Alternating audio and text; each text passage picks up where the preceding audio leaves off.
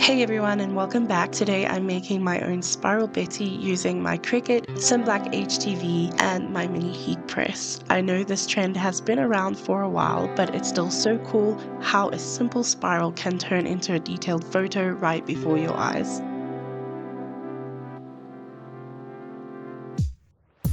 I'm excited to jump right in, and I will also share a boo-boo that I did with you guys in the video. Let's get started.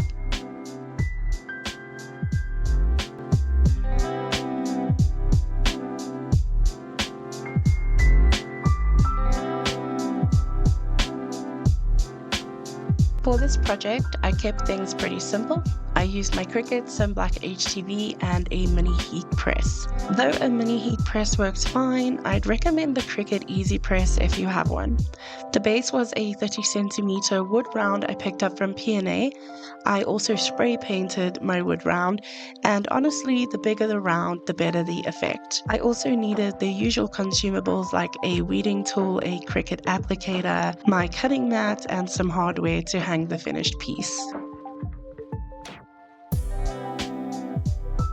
So first up, I am going to upload my image on spiralbetty.com, and you do want to use an image that is not overly detailed. The simpler the image, the better the results will be. So I'm going to click on upload image, and you just want to locate the image on your computer. Mine is in my downloads folder, and I'm just going to double click on that. You can reposition the photo. You can also zoom in and out. And once you're happy with how it looks, you just click on this little arrow, or tick rather, and then what I'm going to do is select the black and white option. And you also have a number of options here at the bottom. You can change how many rings you want in your design, the scale, the lightness, and the contrast. The scale, lightness, and contrast I will leave at the middle, but the rings is what I'm going to focus on. So normally the default is at the middle. You can change this, and the more rings you have, the more detail you have, but this will be a complete nightmare to weed. So I would typically leave it, or I would recommend leaving it sort of in the middle, maybe 2 or 3 notches up. I'm happy with that. I'm going to click on download, and then you can download it as a PNG with a clear background. Just make sure that you select that option and then click on download. So once that is downloaded, I'm going to head on over to Cricut Design Space to set this up. Okay, I'm over in Cricut Design Space, and I'm going to click on Create Blank Canvas. And I'm going to upload the Spiral Betty that I downloaded. So I'm going to click on Upload, Upload Image, Browse, and then once again, just locate the image on your computer. In my case, it's in my downloads folder again. So I'm just going to double click on that, and I'm going to click on Continue. And we've already saved this with a clear background, so we don't need to remove the background. We can just hit Apply and Continue. And then we're going to upload it as a single layer. Click on Continue, and then Upload.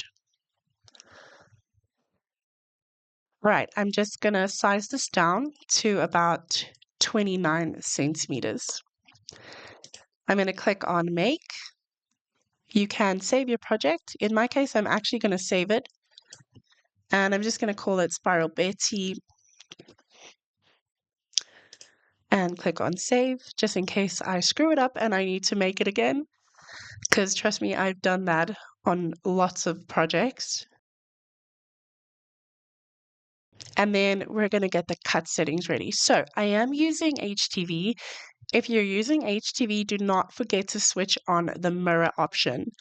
So I'm going to click on that, and then I'm going to click on Continue.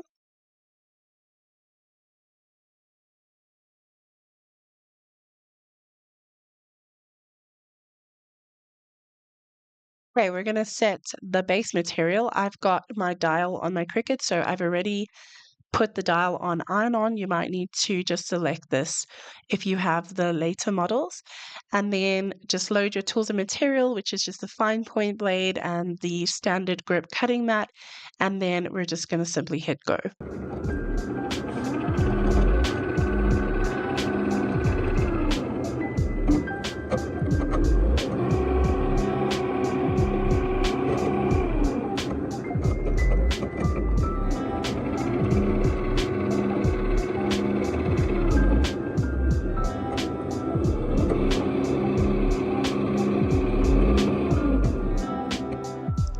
the spiral is probably the most fun part. I'm simply going to weed the excess HTV from the corners and begin from the outside and work my way to the inside. If you're using permanent sticker vinyl, you could reverse weed your design so you don't lose any of the detail.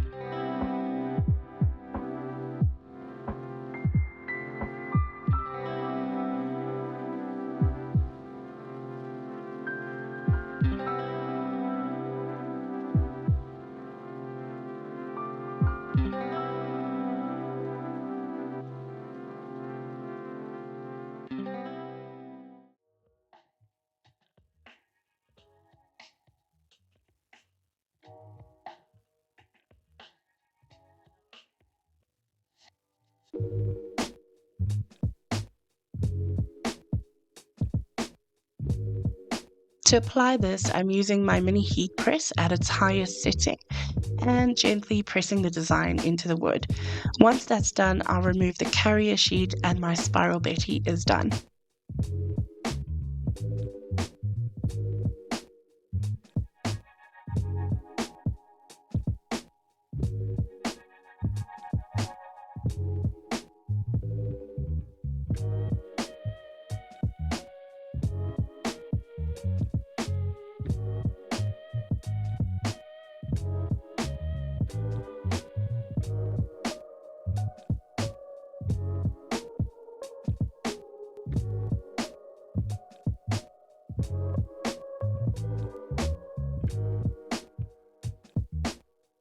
So this is where I removed the carrier sheet and I could see the HTV was not sticking very well, and I could feel that the paint was a little bit sticky. So if you're gonna spray paint your wood round, I would recommend leaving it to dry for about 3 to 4 days. The one that I made prior to the video, I let it dry for about a week, and then the one that I made for the video, I let it dry for 24 hours, but that obviously wasn't enough. So just keep that in mind if you are going to spray paint your wood round. We live and we learn, and I was a little bit disappointed, but luckily I made one prior to the video and that one turned out really, really well.